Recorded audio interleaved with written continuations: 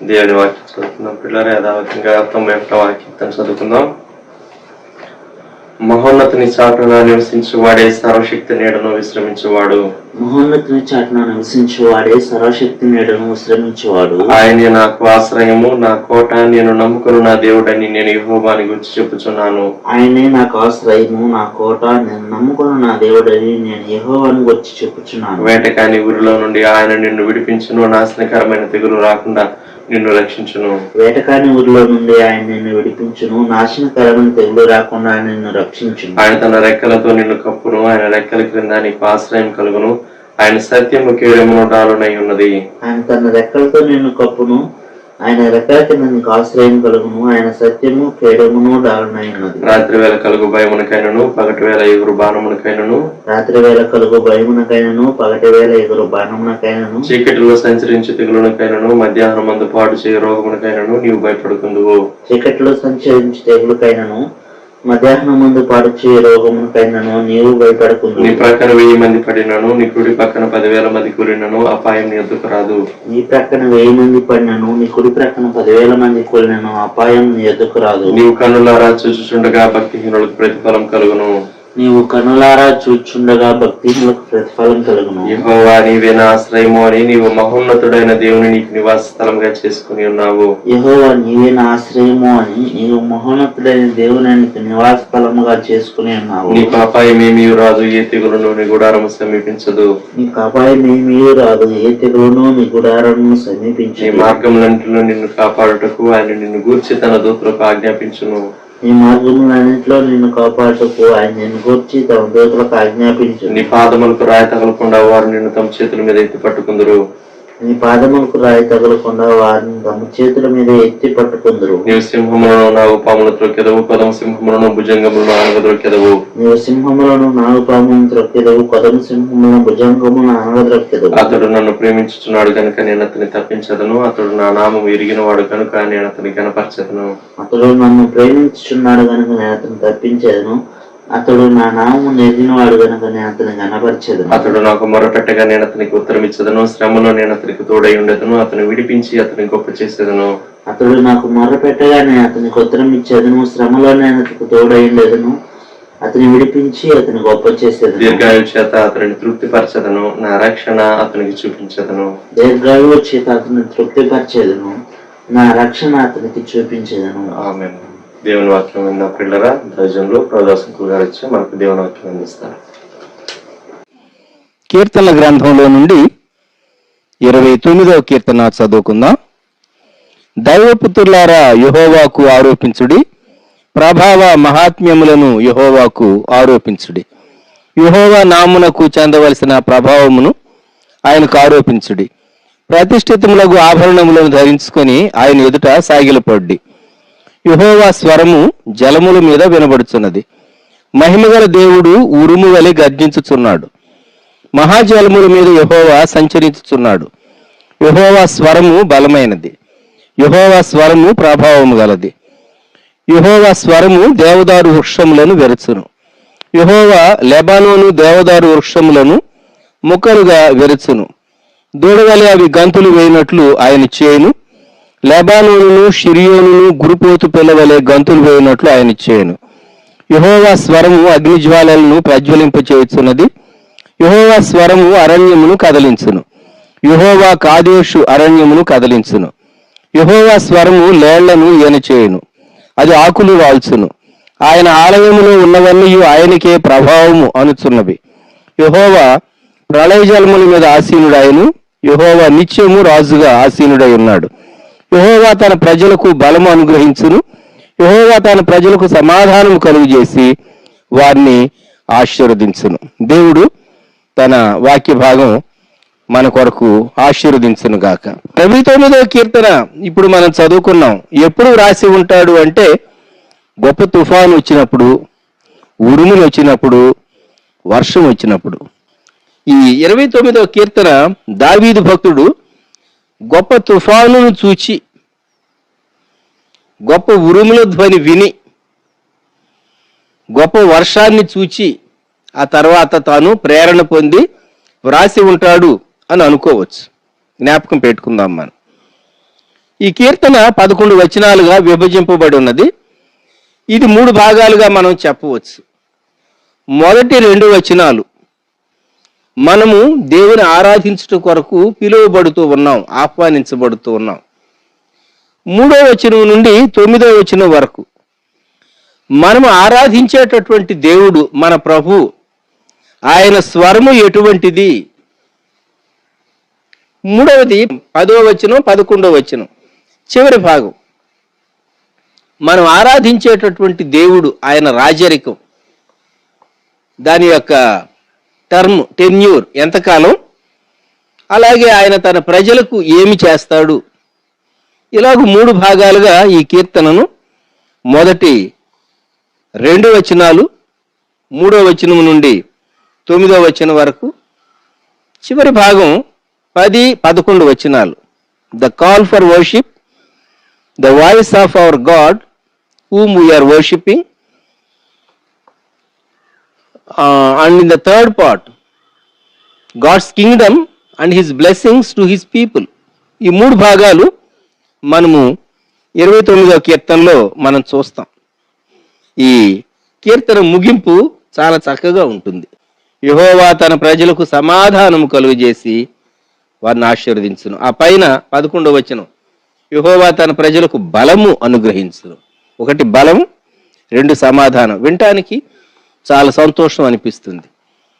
తెలుగులో మనం ఈ 29వ కీర్తన చదివినప్పుడు యెహోవా అనేటటువంటి పదం కనీసం 16 మార్లు మనము గుర్తించవచ్చు. పదే ఈ పదం వాడబడింది. యూదులు దేవుని పేరు ఉచ్చరించడానికి వారు ఇష్టపడరు. ఎందుకంటే ఆ పదాన్ని ఉచ్చరించాలంటే చాలా గౌరవ ప్రపత్తులతో, అందువలన ఆ పదాన్ని ఉచ్చరించడానికి కూడాను వారు ఒక విధంగా చాలా రెవరెన్స్తో, చాలా రెవరెన్షియల్ ఫియర్ అంటాం మనం, చాలా భయంతో, చాలా గౌరవంతో. దేవుని స్వరము, యెహోవా స్వరము అని వ్రాయబడి ఉంది. The voice of the lord, the voice of Jehovah. ఈ మొదటి 2 వచనాల్లో భక్తుడు అంటూ ఉన్నాడు, దైవ పుత్రులారా అని అడ్రస్ చేస్తూ ఉన్నాడు. ఎవరిని ఉద్దేశించి? దేవుని బిడ్డలను ఉద్దేశించి. సో దేవుని బిడ్డలైనటువంటి వారిని ఉద్దేశించి దేవుని ఆరాధించాలి, దేవునికి ఆరోపించండి. ఆరోపించుట, ఎస్క్రైబ్ అనే ఇంగ్లీష్ పదం మనం ఇంగ్లీష్ వర్షన్లో చూస్తాం. ఆరోపించుడి, గివ్, దేవునికి ఇవ్వండి, లేక ఆయనకు చెందవలసినటువంటి, acknowledging his supreme worth with our minds. మన పూర్ణ మనస్సులతో ఆయనకు, ఆయన యొక్క సార్వభౌమత్వాన్ని, సార్వభౌమ అధికారాన్ని మనము ఒప్పుకొనుట, అది ఆరోపించుట. మనకు అనిపించవచ్చు, నేను ఒప్పుకోకపోతే, నువ్వు ఒప్పుకున్నా ఒప్పుకోకపోయినా దేవుని శక్తి దేవునికి ఉంటుంది, దేవుని ప్రభావం దేవునికి ఉంటుంది. నీవు ఒప్పుకున్నంత మాత్రం చేత అది నీకే క్షేమం, కానీ నీ ఒప్పుకోకపోతే నష్టం దేవునికి కాదు సుమా, నష్టం మనిషికి. ఇక్కడ దైవపుత్రులారా యెహోవాకు ఆరోపించుడి అంటూ ఉన్నాడు భక్తుడు. ప్రభావ మహాత్మ్యములను యెహోవాకు ఆరోపించుడి, యెహోవా నామునకు చెందవలసిన ప్రభావమును ఆయనకు ఆరోపించుడి. ముమ్మారు ఆరోపించుడి, ఆరోపించుడి, ఆరోపించుడి, అక్నాలెడ్జ్. మరి భూమి మీద ఉన్నటువంటి భక్తులలో శ్రేష్ఠులారా, అలాగే ఆకాశంలో లేక పరలోకములో ఉన్నటువంటి దూతలారా, దేవునికి చెందవలసినటువంటి మహిమ, దేవునికి చెందవలసినటువంటి బలము, దానిని గూర్చి మీరు దేవుని ప్రభావమును కీర్తించండి, కీర్తించండి అని భక్తుడు ఇక్కడ చెప్తూ ఉన్నాడు. దేవుని సరైన రీతిగా ఘనపరిస్తే, దేవుని సరైన రీతిగా స్తుతిస్తే, దేవుని సరైన రీతిగా మనము ఆ 2వ వచనంలో ప్రతిష్ఠితములకు ఆభరణములను ధరించుకొని ఆయన ఎదుట సాగిలపడుడి అన్నారు. ప్రతిష్ఠితములకు ఆభరణములను ధరించుకొని. పాత నిబంధన కాలంలో సొలొమోను దేవాలయంలో వారు ఆభరణములను ధరించుకొని, అనగా ఆ యాజక వస్త్రములను ధరించుకొని దేవుని మందిరంలో తంబుర్లతో, సితారాతో, తాళములతో ఏర్పరచబడినటువంటి ఆ స్తుతి విధానం వారు జరిగించేటటువంటి వారు. అది పాత నిబంధన కాలంలో. అయితే ఇప్పుడు దేవుని ఆరాధించేటటువంటి దేవుని ప్రజలమైనటువంటి మనం ఆయన కృపను గ్రహించినటువంటి వారంగా అంతరంగ శుద్ధి, బాహ్యంగా పరిశుద్ధతతో, inward purity and outward holiness, ఈ రెండు కలిగినటువంటి వారంగా దేవుని సన్నిధానంలో ప్రవేశించి దేవుని ఆరాధించి స్తుతింపబద్ధులంగా మనం ఉంటూ ఉన్నాం. ఒక చక్కని ఇంగ్లీష్ పాట 1779లో ఎడ్వర్డ్ పెరోనెట్ అనేటటువంటి ఆయన వ్రాసాడు. ఆ పాటకు ఏమని అంటారంటే, ఆ పాటను నేషనల్ యాంథమ్ ఆఫ్ క్రిస్టియానిటీ, క్రైస్తవ్యం యొక్క జాతీయ గీతము అని చెప్పదగినటువంటి పాట.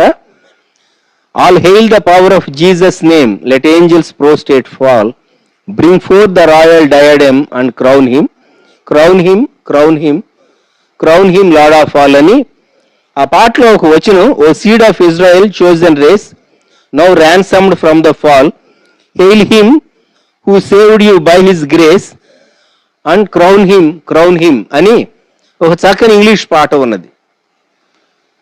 మీరు ఎవరైనా గతంలో విన్నారో పాడుకున్నారో లేదో నాకు తెలీదు.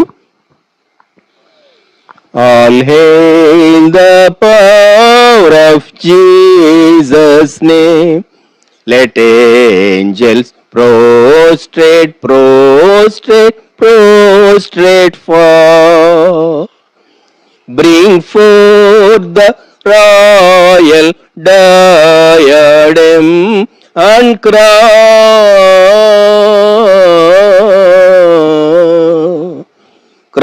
him and crown him Lord of all. ఈ పాట అర్థం ఏంటంటే, యేసుక్రీస్తు ప్రభువు నామునకు అత్యున్నతమైనటువంటి స్తుతి మహిమ కలుగునుగాక.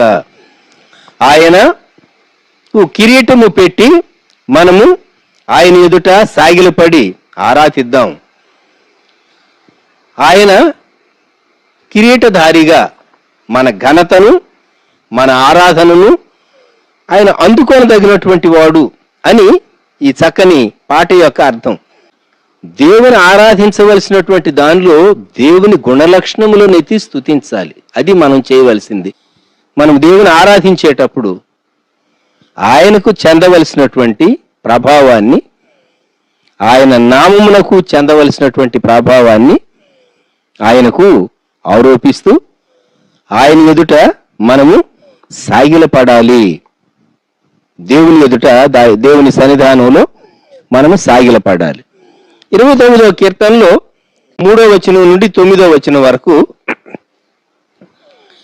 7 విధాలైనటువంటి కార్యాలు, యెహోవా స్వరము చేసేటటువంటి 7 విధాలైనటువంటి కార్యాలు మనం చూడగలం.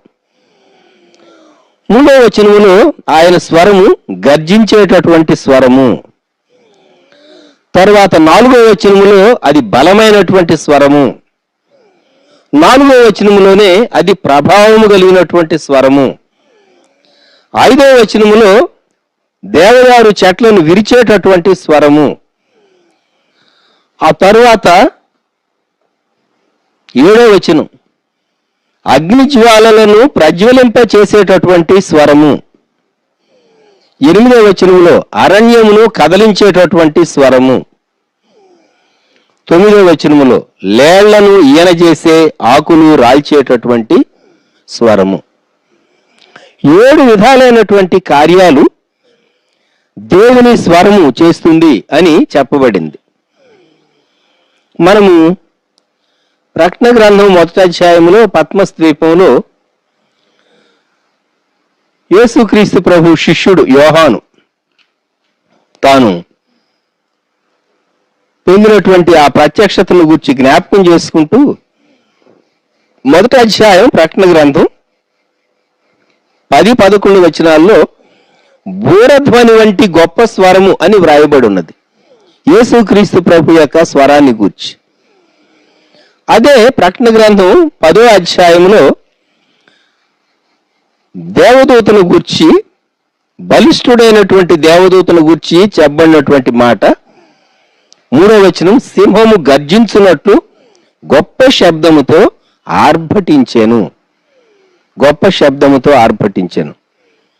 దేవుని స్వరం చాలా గర్జించేటటువంటి స్వరం. దేవుని స్వరము గర్జించే స్వరం. ఆయన గర్జించేటటువంటి గొప్ప స్వరము కలిగినటువంటి దేవుడు. యెహోవా స్వరము జలముల మీద వినబడుచున్నది. మహిమగల దేవుడు ఉరుము వలె గర్జించుతున్నాడు. ఇది మొదటిది, గర్జించేటటువంటి స్వరం, దేవుని స్వరం. రెండవది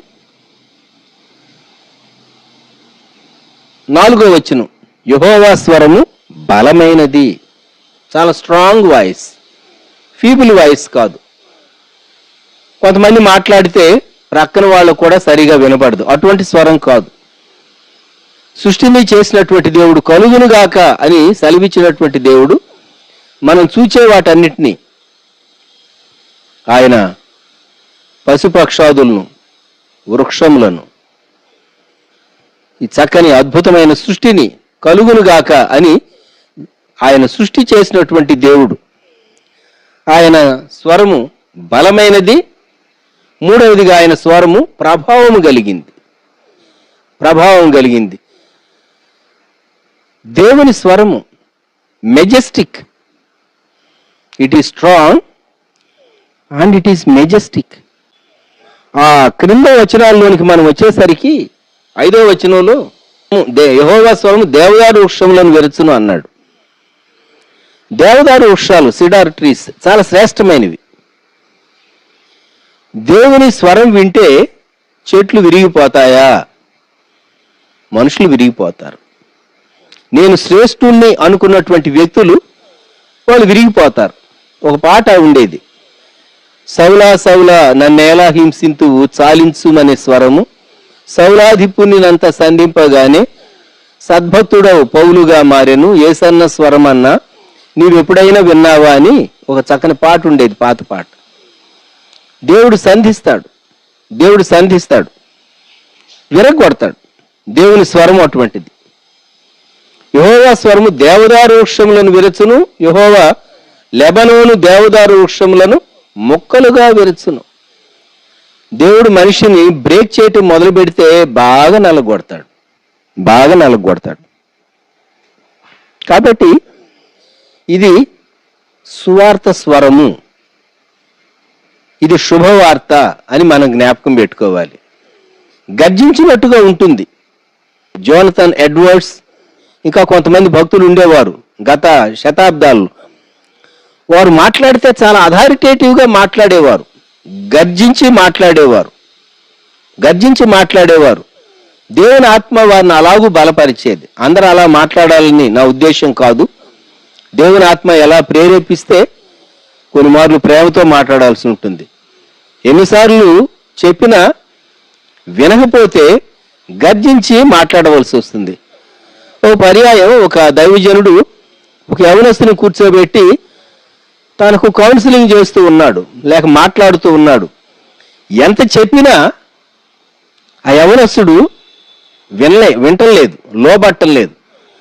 చివరికి దైవజను కోపం వచ్చింది. సరే వింటలేదు కదా, పో, నీ నాశనానికి నీవే బాధ్యుడు, వెళ్ళిపో అన్నాడు. ఆ మాటతో అతను తల తిరిగింది. వెళ్ళి కూర్చుని ఆలోచించుకుని పశ్చాత్తాపడి తర్వాత వచ్చి దిద్దుకున్నాడు. చూచారా?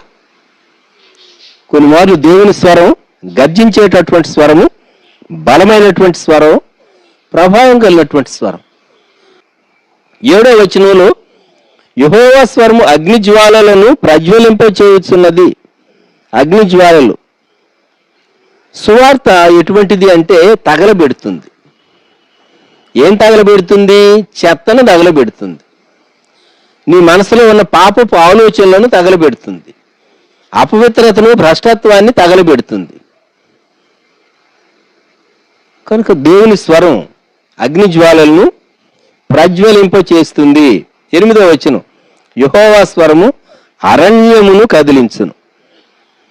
ఆ క్రింద యెహోవా కాదేశ్ అరణ్యమును కదిలించును. కాదేశ్లో ఏం జరిగిందంటే, సంఖ్యాకాండం 13వ అధ్యాయంలో వాగ్దాన దేశాన్ని వేగు చూడటానికి వెళ్ళినటువంటి వారు సమాచారం తీసుకొచ్చారు. 10 మంది ఏమో చెడ్డ సమాచారం, 2 మంచి సమాచారం. యెహోషువ కాలేబులు మంచి సమాచారం, 10 మంది ఏమో చెడ్డ సమాచారం తెచ్చారు. కాదేశ్లో ఉన్నాడు అప్పుడు మోషే లేక సమాజం అంతా. ఆ సమయంలో జరిగింది. అరణ్యము అంటే లోకాన్ని సూచిస్తుంది. అప్పుడు వ్యక్తులకు వచ్చినటువంటి మనసు ఎటువంటి మనసు అంటే, అర్ధరాత్రి ఎలుగెత్తి ఏడ్చారని ఉంది. ఆ తర్వాత 14వ అధ్యాయంలో ఆ సమాజం అంతా ఎలుగెత్తి ఏడ్చారట. అయితే యెహోషువ కాలేబులు నిమ్మళపరిచి, ఖచ్చితంగా మనం స్వాధీనపరుచుకుంటాం. దేవుడు వ్యక్తులను షేక్ చేస్తాడు. జ్ఞాపకం పెట్టుకోండి. కొంతమంది సువార్తకు లోబడరు. దేవుడు సువార్తకు లోబడిన వ్యక్తిని కాన్స్టాంట్గా ఆయన టచ్ చేసి అన్రెస్ట్, నెమ్మది లేకుండా చేస్తాడు. అరణ్యాన్ని కదిలించడం అంటే నెమ్మది లేకుండా చేయటం. చిట్ట చివరకు వారు దేవునికి లోబడితే లేక దేవుని ప్రణాళికలో ఉంటే ప్రభు దగ్గరకు వస్తారు. క్రింద యెహోవా స్వరము లేళ్లను ఈన చేయును, అది ఆకులు రాల్చును. లేళ్లు చాలా టిమిడ్ యానిమల్స్. చిన్న శబ్దానికి ఎగిరి గంతేసి వెళ్ళిపోతాయి. పిరికివి. ఆకులు ఎప్పుడు రాలుతాయి? బలమైనటువంటి గాలి వీస్తే చెట్ల ఆకులు కొన్ని పండినటువంటి ఆకులు రాలిపోతూ ఉంటాయి. దేవుని స్వరము అది బలమైన గాలి కంటే శక్తి కలిగింది.